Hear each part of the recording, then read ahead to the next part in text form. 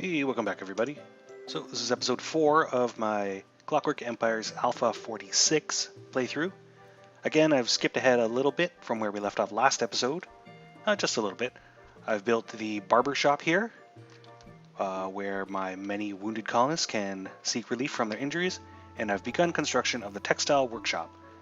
That's to take advantage of the flax field, which I've built over here, and on which we've been collecting flax to turn into bedding for our cots.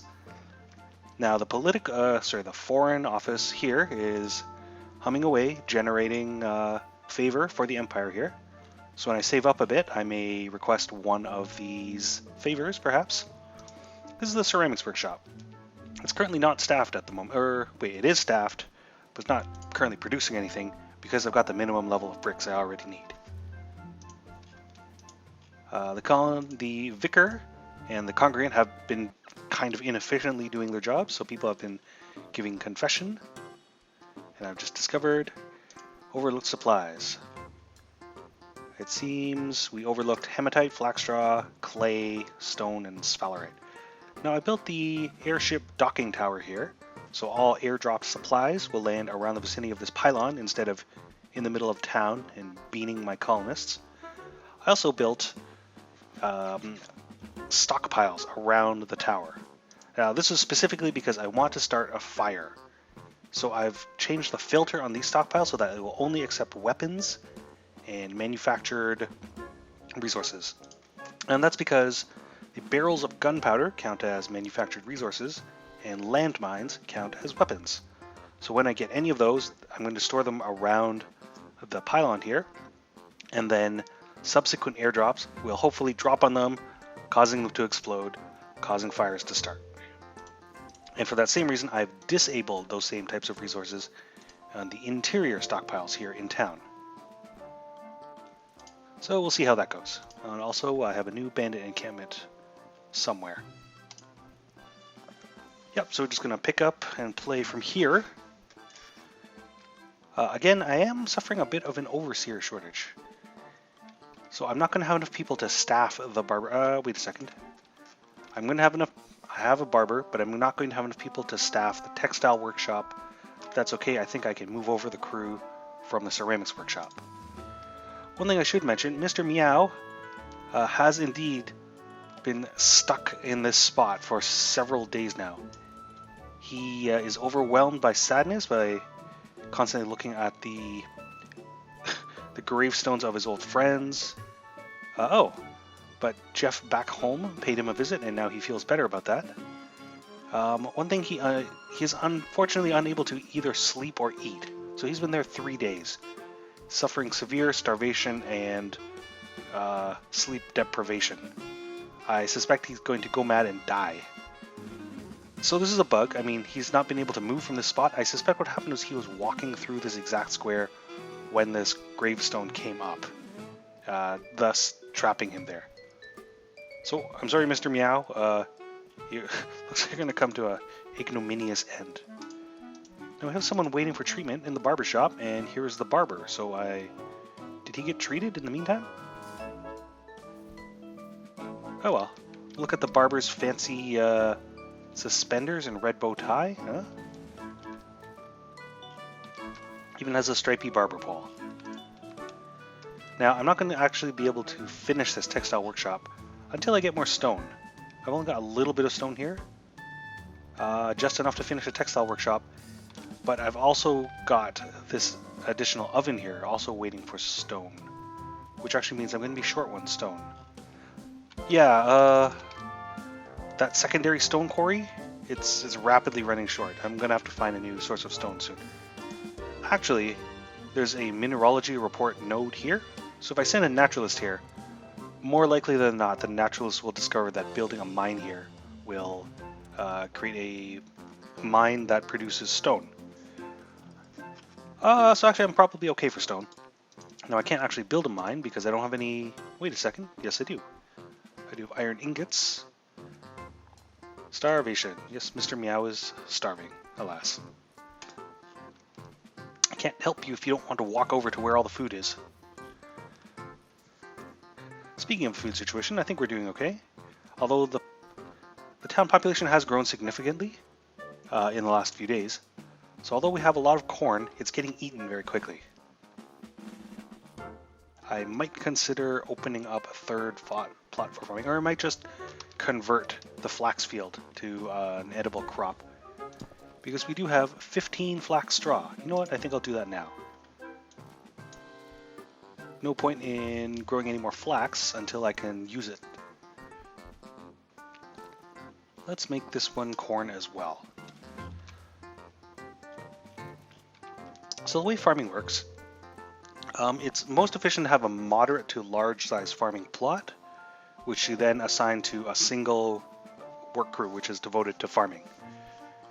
You can assign multiple plots to the same crew, but if you assign many small plots, you're going to see a lot of wastage, and not a lot of the plots beyond the first one will see much tending, unfortunately.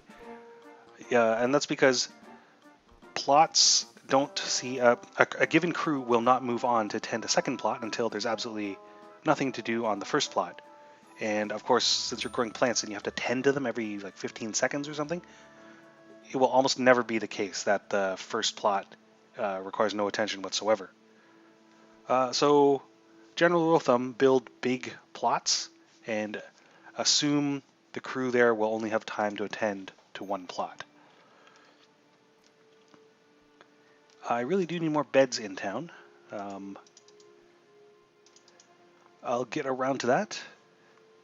As soon as we build the textile mill, I'll probably start having beds. Granville Walker. Oh, Zora Cordburn. Just tended Vertaline Mine Widow's wound. So Zora Cordburn is an employee under Granville Walker. So either the overseer, in this case the barber, or the worker underneath the barber are able to perform the functions of the workshop, and they'll do so at the same skill. And that's because workers use the skill rating of their overseer. And in that way, the skills, it's basically the emphasis on efficiency, or things can become more efficient as colonists increase their skill by doing things. And so it's worth your while to not be shuffling people around all the time so that they can accumulate skill and specialize. That's the name of the game, specialization. So Jeff back home and Vertaline Mine Window having a chat in the corn.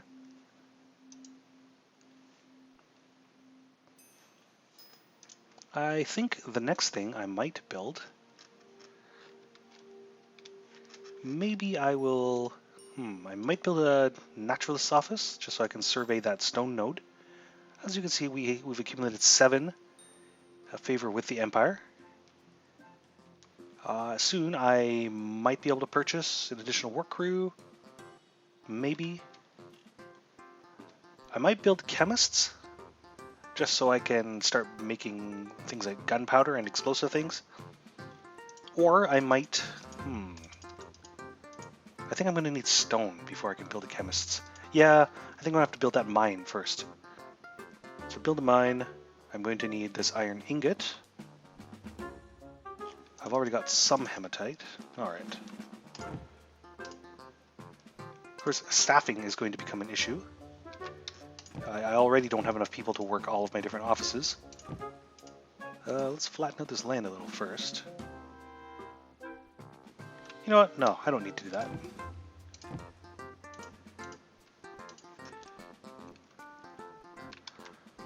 Alright. So, oh, hello Yaroslav.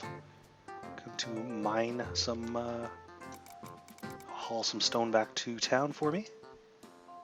Cute, there's the mine, and here's the mine shaft. My many years of paying Tetris have paid off. Now, as we can see, the mine shaft requires the construction of a mine module. That's the next thing I'll build, or I'll have to commission that back in town.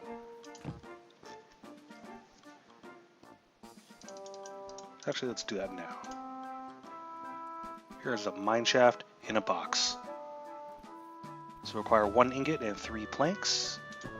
I've got exactly 1 ingot and 7 planks. Actually, how are we doing for commodities? very short on stone.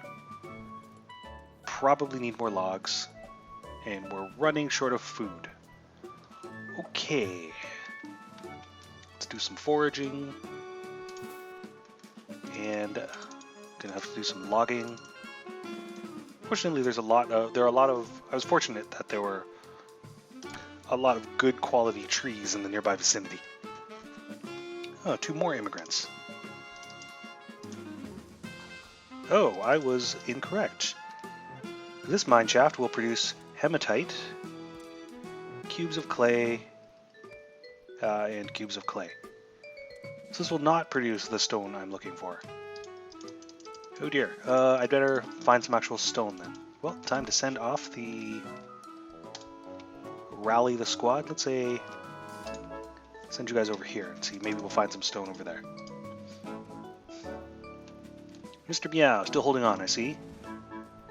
Although he's starving and needs food badly and is very tired and can't remember the last time he slept. He's extremely angry. Only a little bit insane, but and also very sad. Because all these gravestones are depressing him. So the Textile Workshop is built. Now it needs 2 workbenches, which I believe we had in storage. Here comes Caesar Tarlock with a workbench module. And there we go. Let's see. Alright, this is our Barber crew. Deadlight Attar's crew is farming the former flax field. Mod Bronze Cog, tending the chapel. Mr. Meow. It really hurts that he's an overseer as well, because I really need an overseer. Bellis Sutter, both and her apprentice are working. Oh, look at that. We have... basically, the functional module in the Foreign Office is the standing desk. So you need at least as many standing desks in the Foreign Office as you have workers there. And then they can all be working simultaneously. I could call in a favor from the Empire. Let's see. I can afford the write a glowing report or criminal work. I don't really need more workers. I actually need more overseers. Don't need more soldiers at the moment. I could increase my standing with the Empire. I actually don't know what that would do, since I'm also spending prestige to do that.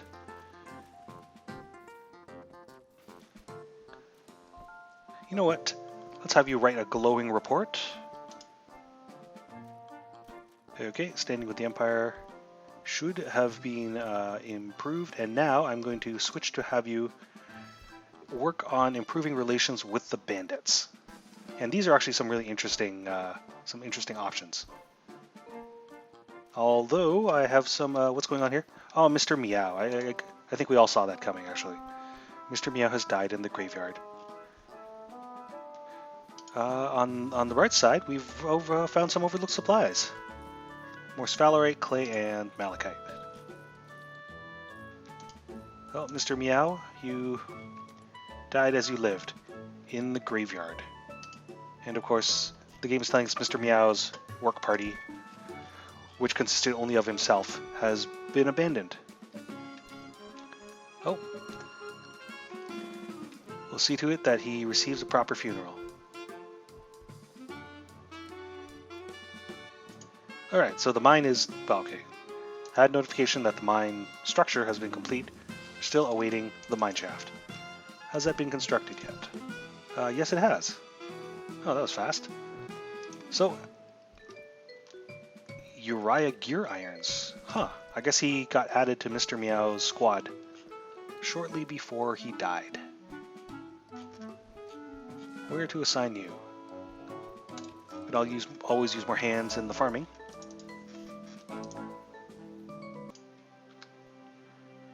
Okay, checking back in with the colony. Some time has passed. I'll check on those overlooked supplies now, I guess. What did we get? Hematite, malachite. So, in my quest to find more stone, I've been sending the soldiers out. I've been marking their path with a rally point, and so I had them explore the perimeter all along here. Haven't found any stone, But an unpleasant side effect of having them roam around in the dark for so long, you can see all my soldiers are extremely insane. At least level 4 or higher. And an additional complication is that my NCO is both morbid and doomed. So, and you can see they haven't been sleeping very well. So I think I'm going to give the soldiers a couple days off. So I've looked around everywhere, like within a significant radius from the town. Still haven't found any rock. I also have not found any sulfur, which is a necessary component of gunpowder and fertilizer. So I think what I'm going to have to do is I'm going to have to build a naturalist office so I have a naturalist able to survey these many sort of geographic investigation sites, and hopefully we'll turn up some sulfur and some rock. Aside from that, the colony is doing pretty well. I've moved the ceramics workshop crew over to the textile workshop, and so they turned a bunch of the flax straw here into beds. I still haven't built a lower class house, so I've actually just been jamming beds wherever they'll fit. I've still got a few beds in the, still got a few cots in the stockpile. Granville Walker, he went to visit Mr. Meow's grave. Yeah, so there we go. That's where the colony stands for now. We have made significant progress on bandit diplomacy, though. We're actually full. Oh my goodness. Ooh. Let's do one of these interesting bandit options. I'm just going to pause the game here so I can read them. I can forge paperwork, which will increase my standing with the bandits, although it's already at max. To encourage their personal appreciation for you. So I can improve their disposition toward me, but there's a chance it'll make the Empire unhappy. Or I can send them insults. I can fart in their general direction. That will lower my standing with them. This is the one I would really like to do, the bombing run, because I want to see the explosions and I want to see the fire. Unfortunately, I don't know the location of any of the bandit camps, and I've been patrolling in a wide perimeter around my colony. So we're going to let's say, send them an insult. Not only will it cost me 4 bandit diplomacy points, it will also lower my standing with them by 1. Oh, and we've airdropped some pamphlets on the bandits camp that portray them in a humorously crude light. They won't like that one bit. Haha. But I've actually discovered the location of the camp, I think. Here it is. Okay. Very far away. From this orientation, it is northeast. There we go. Or almost directly due east. And next time, I'll be able to firebomb them. Maybe I can afford that now. Bombing run. Just enough. Ha ha ha! Oh, glorious fire! Oh my goodness, beautiful. They're not going to be happy about that. Oh, how beautiful. Unfortunately, much of this is covered by fog of war, so I can only see the floating weapons. Wow, this is great. And, well, I guess that's it for the fire. I was hoping the forest would also catch fire. It might not be dense enough. That was awesome. Was that a different camp? Huh. I guess if you can't... First of all, yes, it was. It was an entirely different camp than the one the one I intended. So apparently the tooltip is wrong. The tooltip implies that you pick the camp that gets airbombed, or airbombed, that gets firebombed from the air, but apparently the game will just pick one for you. So I didn't need to know its location beforehand. Of course, now the bandits are very angry at me, and I have expended all the goodwill that I spent all that time gradually increasing. Oh, but look at this. So the bandit disposition toward me is now verging toward hostile, where before it was neutral. I'm going to switch my diplomacy efforts back to the Empire. I would like the additional artisan option, or possibly the food supplies option. So that'll take a couple of days to build up those diplomacy points again. We can see where standing is... Oh, it's still neutral, actually. I've had a couple of negative reports about the state of my colony, but then not too long ago I spent the points to increase my standing with the Empire. Man, that was great. All right. So the mine is constructed, but I don't have the workforce to work in there.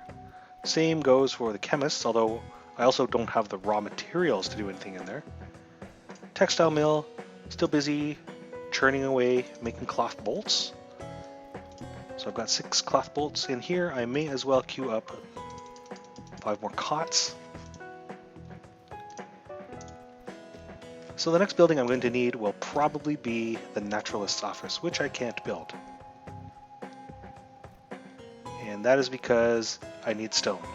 Oh, bit of catch-22 here. I need a naturalist to survey me some stone, but I can't build the naturalist's office without stone. It's a bit of an issue. I am going to have to hope I luck into some stone somewhere. Is this? Nope. It's rhyolite debris, unusable. Well, hopefully I find some as I do some more foraging. Oh, another overseer. Excellent.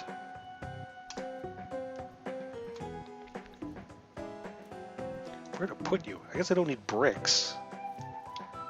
And everything else is manned. No point putting you in the chemist, so you get to go to the mines. Whatever your name is, Tobias Whistle.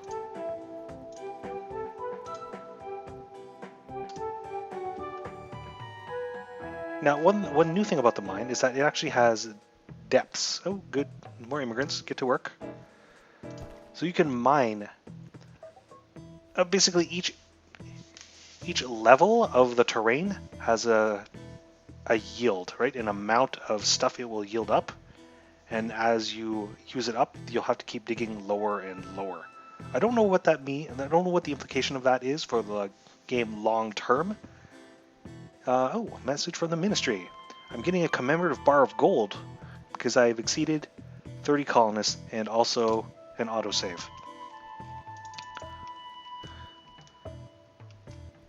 So, yes. So mines have depths, and as you exhaust them, you have to dig deeper and deeper. Presumably, maybe that means in future it will be possible to exhaust a mine completely, or maybe, like in the mines of Moria, it might be possible to dig too deep. Who knows? So that was newly implemented in this revision, although I'm pretty sure it's not fully implemented. And there's the shiny bar of gold, which actually I can use right away. See this bookshelf here in the chemist's office? It's fancy, so fancy in fact that it requires a bar of gold in its construction, and I still won't be able to build it because it requires glass. What the kind of bookshelf is this? Yeah, you'll just live without your fancy gold bookshelf for now.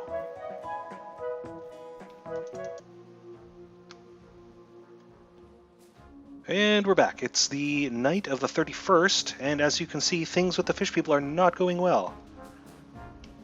Actually, there could be worse. I had a school of fish people wander past on some mysterious errand, walking purposefully. My soldiers have decided to pick a fight with them. I think we could actually have avoided this by just letting them go where they wanted. I guess my soldiers are bloodthirsty and a little bit insane. Huh. Well, I guess that could have gone worse. Oh, haha. You're gonna have a bad day, Erlula.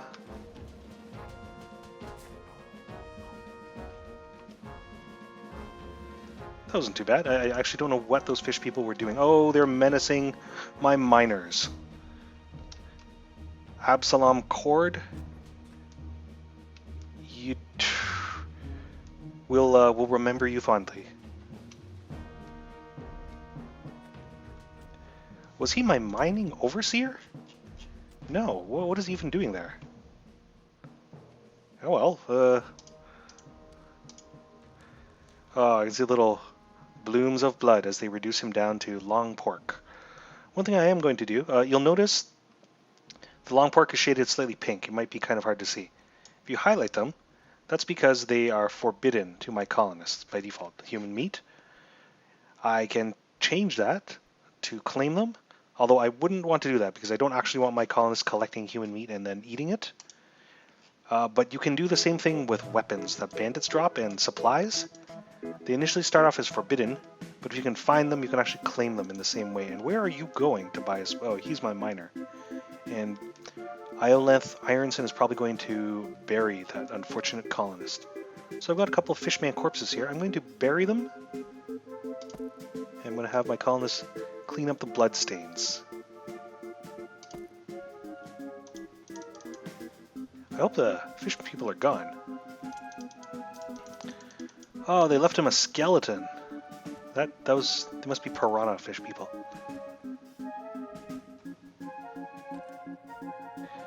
Yep, there we go. He's still got a full head of hair though. Okay, so I didn't get as far in this playthrough as I had hoped. Turns out we've run out of stone and we badly need sulfur and we need a naturalist.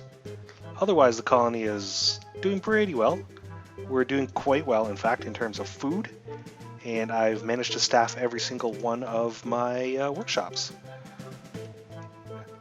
And I think the boxed module system was working fairly well, and we got to see a bandit camp firebombed. I mean, that was great. So I'm going to leave this episode off for now, for here. The game is Clockwork Empires. This is Alpha 46. My name is Alfred. This is my monthly stable revision playthrough. I hope you found this informative. If you've been wondering what this game is all about, or how it plays, or even the state of its development, because it's in early access and, not done. So tune in next episode when hopefully I will be able to make barrels of gunpowder. Alright, catch you then.